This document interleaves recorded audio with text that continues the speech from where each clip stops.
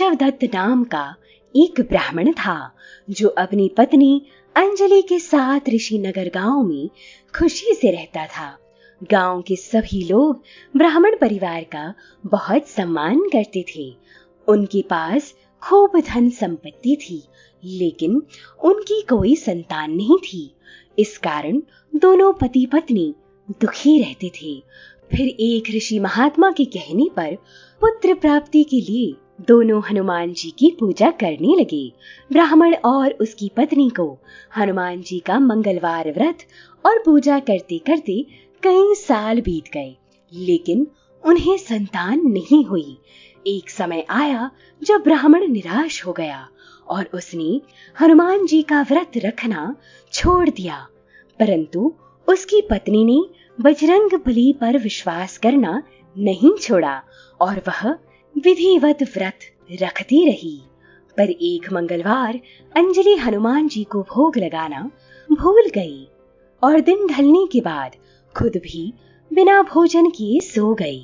उस दिन ब्राह्मण की पत्नी ने प्रण लिया कि वो अब अगले मंगलवार को भोग लगाने के बाद ही अन्न का दाना ग्रहण करेगी।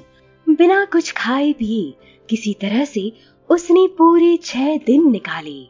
फिर मंगलवार का दिन आया जिस दिन उसने विधिवत हनुमान जी की पूजा की और शाम को हनुमान जी को भोग लगाने की तैयारी की। लेकिन भोग लगाने के पहले ही कमजोरी के चलते वो घर में ही बेहोश हो गई।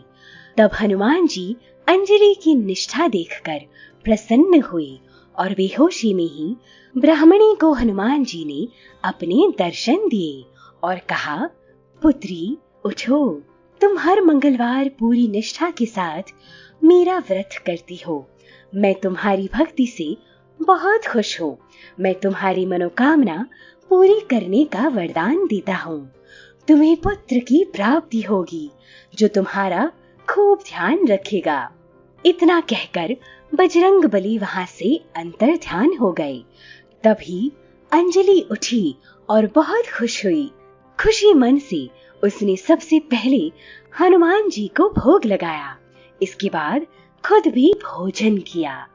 केशव दत्त घर लौटा तो ब्राह्मणी ने उसे पूरी बात बताई, लेकिन पुत्र वरदान की बात सुनकर ब्राह्मण को यकीन नहीं हुआ और वह अपनी पत्नी पर शक करने लगा।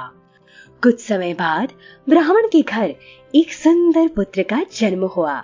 उसका नाम हनुमान जी के नाम पर मंगलदास रखा गया। लेकिन ब्राह्मण को हमेशा यही लगता था कि उसकी पत्नी ने उसे झूठी कहानी सुनाई और उसके साथ छल किया है। यह सोचकर वो बच्चे को मारने की साजिश रचने लगा।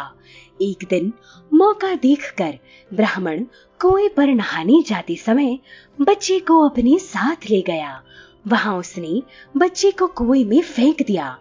फिर ब्राह्मण के घर लौटने पर उसने पाया कि मंगलदास घर की आंगन में खेल रहा है। यह देखकर ब्राह्मण दंग रह गया। केशवदत्त को उस रात आधी पहर तक यह सोच सोच कर नींद नहीं आ रही थी कि मंगलदास कैसे घर वापस आया। फिर ब्राह्मण के सोते ही उसी रात बजरंगबली ने ब्राह्मण को सपने में दर्शन दिए और कहा, मेरे प्रिय ब्राह्मण, मंगलदास तुम दोनों का ही बेटा है। मैंने तुम्हारी और तुम्हारी पत्नी की भक्ति से खुश होकर तुम्हारी मनोकामना को पूरा किया था।